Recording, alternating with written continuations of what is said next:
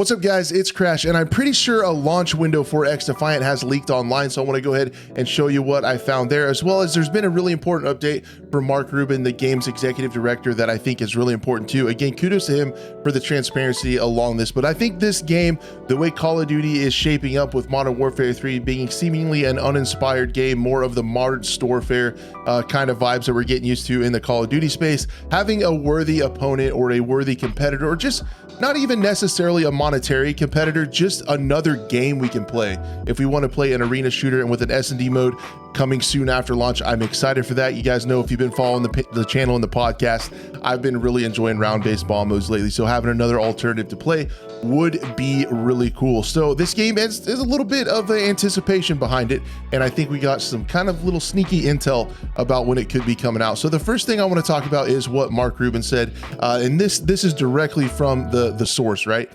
He says, a quick insight into what's going on right now. We are in the process of getting approved by first parties, but because this is our first time getting the version of the engine through cert, it's going to take a bit longer than usual. Don't worry, as soon as I have more info, I will share it. Also, I know it's been some time since our beta already, and I know usually that means launch is soon after, but for us, as we've done in our past betas, are real tests, not marketing moments. Normally a game would already be certing when the beta goes live, but we've used our beta as a real test to make the game better. Hope this all makes sense.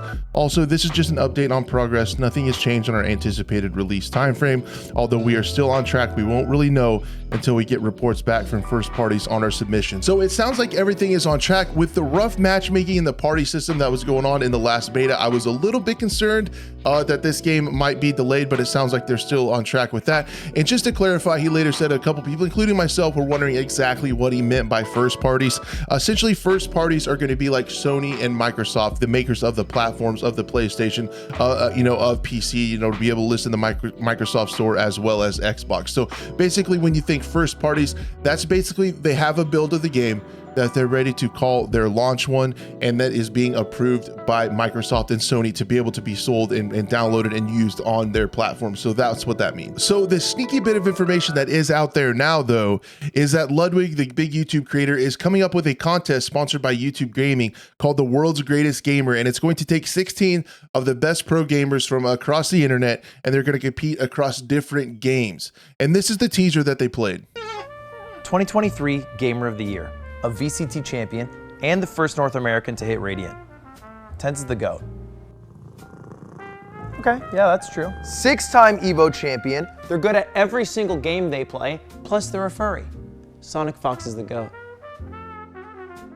Yeah, that's fair, he is the two-time. We're talking about the two-time Overwatch League champion, two-time Jimmy Fallon appearance. Super TF could be the GOAT.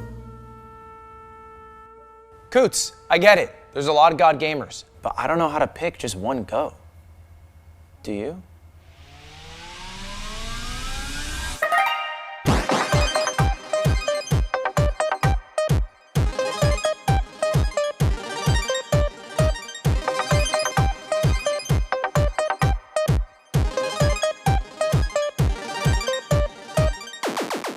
So as you guys may have noticed, this is taking place on September 2nd and 3rd. And if you look at one of the games that is shown to be played there, one of them, yes, is in fact XDefiant. So they probably know, YouTube Gaming probably knows something that we don't know. This has been planned for a long time. So it would, by all intents and purposes, make us think that XDefiant will be launching before September 2nd. It will be a game that people are talking about, and this could potentially be one of the marketing moves covering the launch of XDefiant. So that would lead me to believe, to insinuate, to think allegedly, potentially, that maybe the game could be coming out within this next month of August. That would make a lot of sense if they are competing in the game on September 2nd. So we are within, 4 to 5 weeks of XDefiant being launched. I really think that's going to happen based on this information.